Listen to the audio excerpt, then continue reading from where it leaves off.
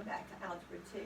I'm assuming all of you must understand what you're doing in Algebra 2 since I was here on Saturday and none of you were. So if you're having any problems, shoot me a text and let me know, and we can meet at the library Tuesday or Thursday in Griffin after 5, or you can meet me here on Saturday, although I'm not available this Saturday because my grandbabies are coming to town, so we'll have to do it Thursday.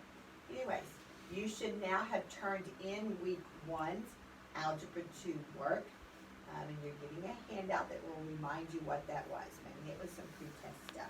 We're moving on to week 2. Your handout will also tell you what will be due next week. So we have only covered section 1.1 in the book, and then you did some handouts and some prerequisites for algebra.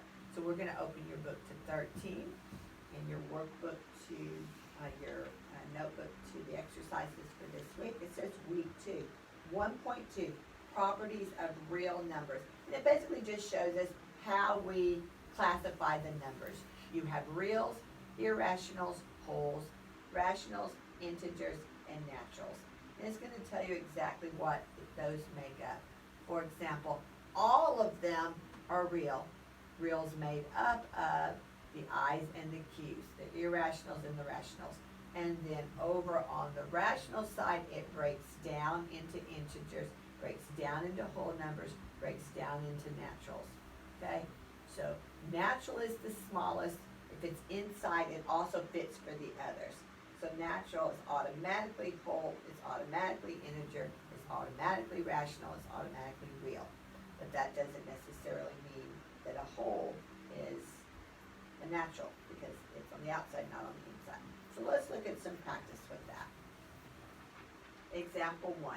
Name the sets of numbers to which each of the numbers belong. The square root of 6, it's going to be irrational, which makes it also real. 3 over 8 is a rational q, which makes it also real. Negative 9 is an integer, which makes it also, since the integer is z, it also makes it q and r. Because remember, it's on the inside, everything outside of it includes that, except for, of course, there's a line between irrational and rational. Example 2, evaluate each expression, then name the set. Well, the square root of 9 is 3. 3 is a natural number, it is a whole number, it is an integer, it is rational, and it is real. 6 divided by 10 becomes 0.6, which is 3 over 5. That is a fraction, so it's rational and real. Operations with real numbers have several important properties. And then there's the properties you've learned before in Algebra 1 and Geometry.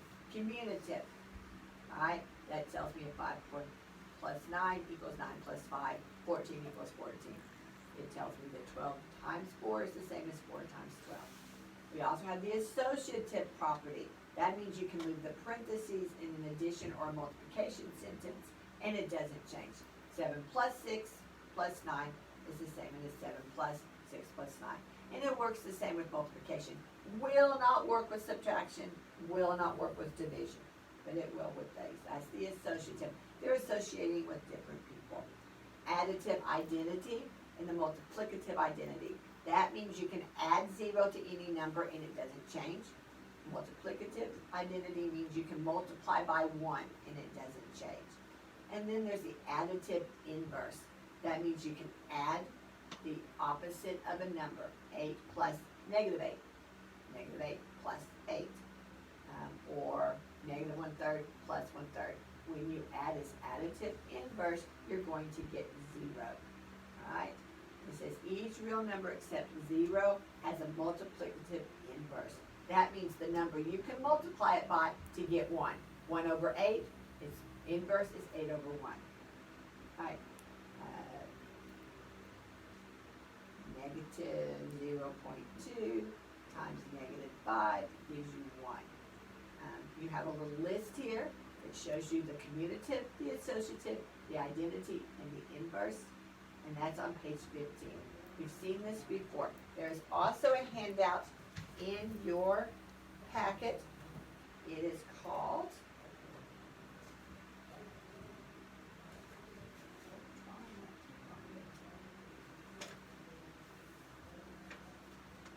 1.2a.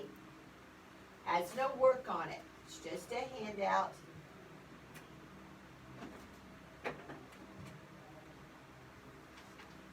That shows you rational and irrational integers, whole and natural, what the letters stand for. And it also has your properties for you. So you can fill them in. This is an assignment. You just fill in what the commutative property is, what the commutative, what the associative, addition, multiplication. And here you can put examples of what a rational looks like, what an integer looks like. And then you have this to study with. This will have everything you need to study for this chapter. And that is exercise 1-2A. Alright, now we're going to look at 1.2 in the book. Now that we've worked on it, you guys are going to do problems 4 through 50 even only. Let's look at 4. List 5 irrational numbers. Just find 5. If you don't remember what irrational were, look over at the picture and it will give you examples. 6 through 16, name the sets to which they would belong. All the sets. 18 through 22, state the property that they're using. Just look at the property and state it. 18, 8 plus 6 plus 4 equals 8 plus 6 plus 4. Then move the parentheses, so that is associative. On 24 through 30, just do the work, evaluate. Then name the set of numbers to which it fits. So 8 minus 7 is 1, and then you can decide which of the things on the picture 1 would be. And of course, it's everything. It's natural, whole, integer, rational, and real. And then for 32 through 36, 32, determine whether the statement is true or not. Is every integer a whole number? No, because you can have negative numbers. Like -1 is an integer but not a whole number. Determine whether the statement is true or false. Again, it's the same. And then for 40, just tell the property. 11 plus a is the same as a plus 11. You just tell what property that is. All right? Then it tells you to do handout A, lesson 1.2. That's one we just went over. That's filling in the blanks on the picture and putting the properties down. Then we have handout B, 1.6. That is just some practice.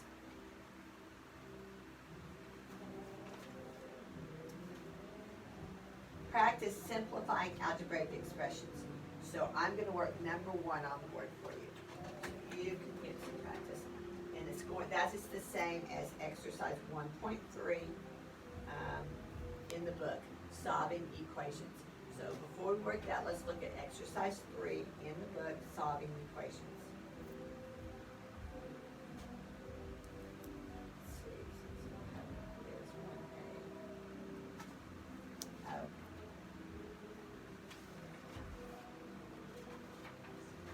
There is a quiz, looks just like this. Quiz A and quiz B.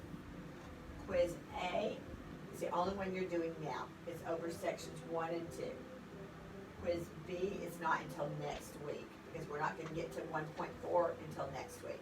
We're only doing 1.3, I think, this week. Make sure. So that's the little quiz it's talking about when it says take quiz 1A, book made. One in here.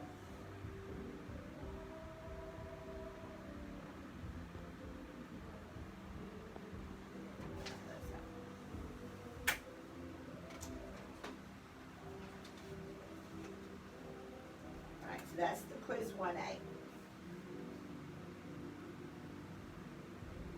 then look at the solving equations. Turn to page 18. Name the property of each equality illustrated, and they've given us some more properties. Reflexive property, that just means for every number A is equal to A. So 5 equals 5, 6 equals 6. Symmetric property, if A equals B, then B equals A. Alright? And transitive, if A equals B and B equals C, then A also equals C. can use that solving math. Example 2, if y equals 8 times 0.3 plus 1.2, right? Then you just have to do the multiplication and do the addition. Remember please excuse my dear Aunt Sally and do them in order. Addition and subtraction properties. It's going to give you some more properties as well. And remember you do the opposite. So if 8x equals 48, you divide both sides by 8. Or they're multiplying by 1 over 8. It's easier for me just to divide. They're using the property of multiplying it by its reciprocal to make it 1. And then you can solve it. You're going to do 4 through 30. And I'm going to work a couple of samples from your handout that you have. You have a handout, lesson 1, 2, and it's some more practice. And on the back, it just has word problems. A number increased by 12. That would be like x plus 12. You have to make sure you understand what increased by, or times means, or product. And this is in some more practice. But let's do a sample problem on the board. There's also a handout in here that's a quiz. But it's open book. It's a quiz 1.3. It's some practice using the skills we're about to work on. There's only 5 of them plus a bonus. And that's on here when it says 1.3, check for understanding. That's the bookwork.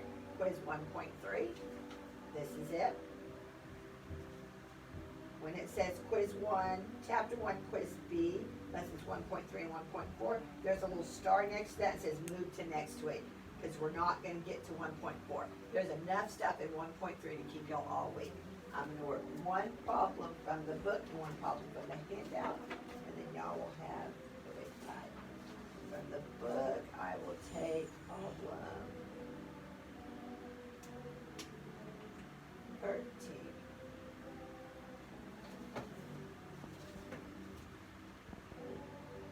And this is from page 21. 13 says 3 over 8 minus 1 over 4 x equals 1 over 16. Well, first of all, because you're adding and subtracting, you need to get common denominators. What's the smallest number that 16, 4, and 8 all go into? That would be 16. So this one's already the way it needs to be. What do I have to multiply 8 by to get 16? And it's 2. 2 times 8 is 16, so 2 times 3 is 6. What do I have to multiply 4 by to get 16? And it's 4. 4 times 4 is 16. 4 times 1 is 4. Now you can do the math. 6 minus 4 is 2. Keep the denominator. And this can reduce. They're both divisible by 2. So that will go maybe next there. Alright, so that would be, oh, wait. Start over. Next there. Alright. 2 times 3 is 6 over 18 minus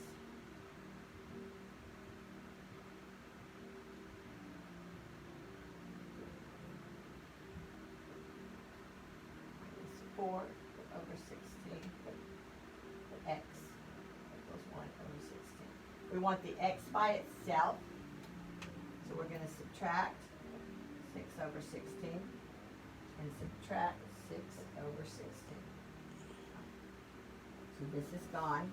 6 minus 6 is 0, and I'm left with negative 4 over 16x. We bump that 1 minus 6 becomes minus 5 over 16. So I have negative 4 over 16x equals negative 5 over 16. And I'm going to multiply by the reciprocal to get rid of this. I'm going to multiply by negative 16 over 4. Those cancel. Now I have x. So I'm going to multiply this by the reciprocal. Negative 16 over 4. Those cancel, and that cancels. And I'm left with 5 over 4, which is the same as 1 and 1/4. 4 is the same as 1.25. It is positive because the negatives canceled out. Negative times a negative is positive. And you could have just left it as 5 over 4, the book does. X equals 5 over 4. Let's go through those steps one more time because y'all are not good with fractions. You had 3 over 8, 1/4 x, and 1 over 16. We multiplied. Have one of those markers that's a different color. Use a different color to show you. I'm then going to multiply by 2 by 4 to get common denominators. 2 times 8 was 16. 2 times 3 was 6. 4 times 4 was 16. 4 times 1 was 4. All right? And then I had to get this on the other side. So I subtracted, already erased it, but I subtracted the 6 over 16, and this was gone. And I took this, I have 1 over 16 minus, because it was minus, all right. Negative 6, positive 5, positive 1. Signs are different, subtract, keep the sign of the larger. So I ended up with a negative 5 over 16. Then I have to get rid of this because I want x. I don't want what negative, because that's a, I don't want what negative 4 over 16 is. I want what x is. So I multiply by negative 16 over 4. Negative 16 divided by 16, cancel, and 4 over 4. That became 1x. Over here, 6 is canceled, so I was left with 5 over 4. Negative times a negative is positive. All right, let's try one off your worksheet, and then y'all have the week to work.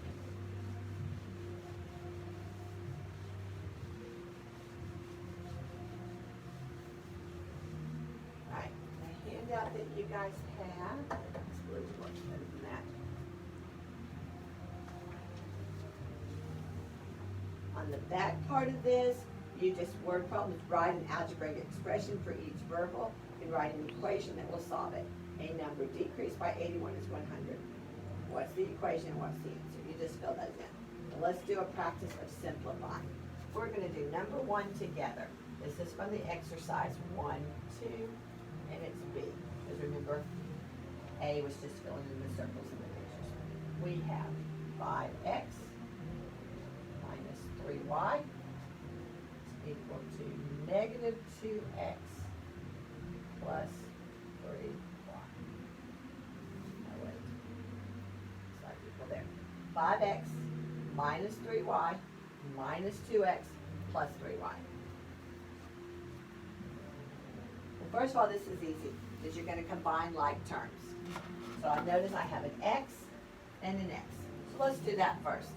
5x and a negative 2x. So we have a 5x and a negative 2x. Signs are different, subtract. 5 minus 2 is 3. Keep the x. Now we're done with these. Now we have 2 y's. We have a negative 3y and a positive 3y. 3 minus 3 is 0, so here's your answer. Because that would have been 3x plus 0y. So you can just drop it. So your answer is 3x. So now you have some practice working, solving equations. It should be a review because we solved a lot of equations in Algebra 1. So this week in Algebra 2, you guys are working 4 through 30 even on section 3. You are doing quiz 1A, which is the top part of the 4 quizzes from the book, A, B, C, and D. You're only doing A. You're not turning it in yet. Then you're going to go back and do quiz 1.2A was the one where you're filling in the samples and writing the properties. Then you're going to do 1.2B, simplifying equations and word sentences. And last but not least, you're going to take a quiz over section 3. 3. And that will be it for this week in Algebra 2. We will move on to 1.4, applications of equations next week. If you have any questions, give me a call.